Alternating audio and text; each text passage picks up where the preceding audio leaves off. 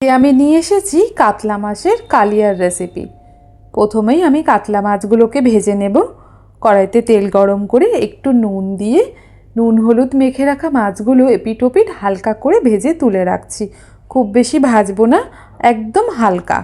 এরপর আমি মাছটা ম্যারিনেট করব, সেজন্য একটা মশলা রেডি করতে হবে। পেঁয়াজ, লঙ্কা, আদা, জিরে ধনে গুঁড়োর একটা মশলা আমি ভেজে রাখা মাছের ওপর দিয়ে দিচ্ছি।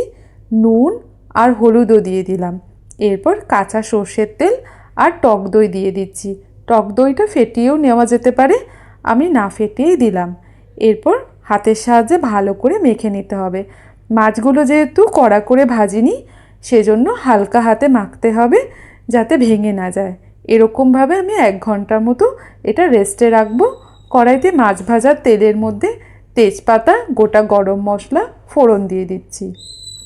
ফোড়নটা ভাজা ভাজা হলে পেঁয়াজ কুচি দিয়ে হালকা ভাজা ভাজা করে একটু লালচে ভাব আসলে মাছগুলো দিয়ে দিচ্ছি। এরপর মশলাটাও দিয়ে দিলাম, দিয়ে লো ফ্লেমে 10 মিনিট মতো আমি রান্না করব। 10 মিনিট পর আমি ঢাকা খুলে প্রত্যেকটা মাছ আলতো করে খুন্তির সাহায্যে উল্টে দিচ্ছি। আস্তে আস্তে উল্টাতে হবে কারণ মাছগুলো নরম আছে। এরপর আমি 2টো কাঁচা লঙ্কা দিয়ে দেব ঝালের জন্য। আপনারা যারা ঝাল খেতে পছন্দ করেন না তারা অ্যাভয়েড করবেন। আমি কাঁচা লঙ্কা দিয়ে মাছটা ম্যারিনেট করেছিলাম যে বাটির মধ্যে, সে বাটির মধ্যে একটু জল দিয়ে বাটিটা ধুয়ে দিয়ে দিচ্ছি। এরকমভাবে লো ফ্লেমে আমি আরও কিছুক্ষণ রান্না করব। করে যখন মাখো মাখো হয়ে আসবে ঝোলটা, তখন নামিয়ে সার্ভ করছি।